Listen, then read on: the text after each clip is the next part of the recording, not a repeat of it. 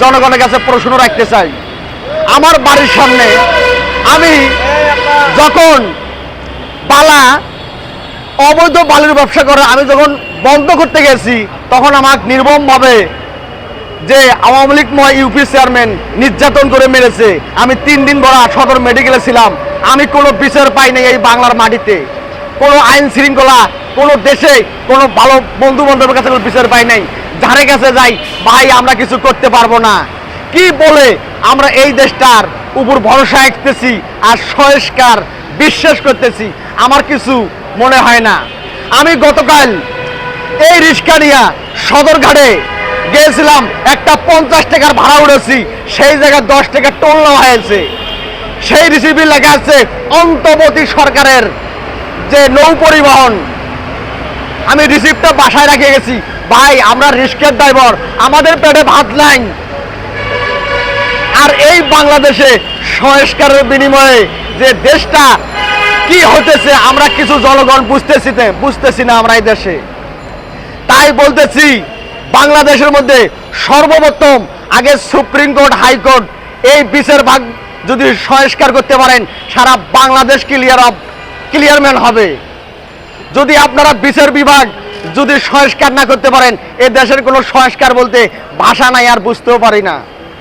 তাই যে জনগণের উদ্দেশ্যে যে বাংলাদেশের আইন শৃঙ্খলা বাহিনীর উদ্দেশ্যে আমি বলতেছি, আপনারা আগে দেশটাকে আইন শৃঙ্খলা সংস্কার করুন, পরে অন্য কিছু সংস্কার করে এই দেশটাকে একটা গণতান্ত্রিক বাংলাদেশের সরকারকে আপনারা ভোটবিহীন করে দেশটাকে রক্ষা করুন। যদি এই সংস্কারের বিনিময়ে দেশটা আমাদের লক্ষ লক্ষ গার্মেন্টস কর্মী বেকার হতেছে, আসে কোনো কর্ম পায় না, এই রিক্সায় চলায়, আমরা সারাদিন না খেয়ে চলতে পারি না, আমরা ইনকাম সোর্স নাই, আমরা কি করে বাঁচবো এই বাংলাদেশে? আমাদের এখন বেকারের সংখ্যা বেশি, আমরা কর্ম চাই বাংলাদেশে। কর্ম সে করে খেতে পারে।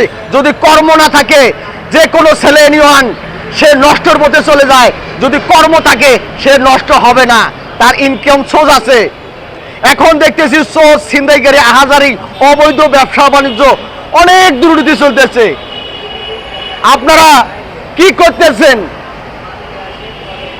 বাংলাদেশে যে উপদেষ্টারা হয়েছেন, আপনারা তো কোনো যুদ্ধ করেন নাই, আপনারা বেতন পাইতেছেন আর খাইতেছেন। আপনারা কি উন্নয়ন করবেন আর কি সংস্কার করবেন, কি জনগণকে ভালোবাসবেন? বিগত 8টা মাস দেখলাম, ওই আমি ক্লাস 3-র মধ্যে একটা গল্প পড়েছি, বাঘে ধরেছে। যেদিন সত্যই বাঘে ধরেছে সেদিন কেউ যায় নাই। তদরূপ আমাদের ছোট ছোট অতীতের ইতিহাসগুলো মনে পড়ে। বাস্তবতা তাই দেখতেছি, সংস্কারের বিনিময়ে যে বাঘের ইতিহাস দেখলাম ক্লাস 3-র, তদরূপ আমরা এই রকমে দেখতেছি। আমরা মনে হয় এই দেশে স্বাধীনতা হয়েছে, কিন্তু স্বাধীন মনে হয় পাবো না মৃত্যুর আগে। যে স্বাধীন পাবো কবে, কোনো বিশ্বাস পাইতেছি না এই বাংলাদেশে। আসসালামু আলাইকুম।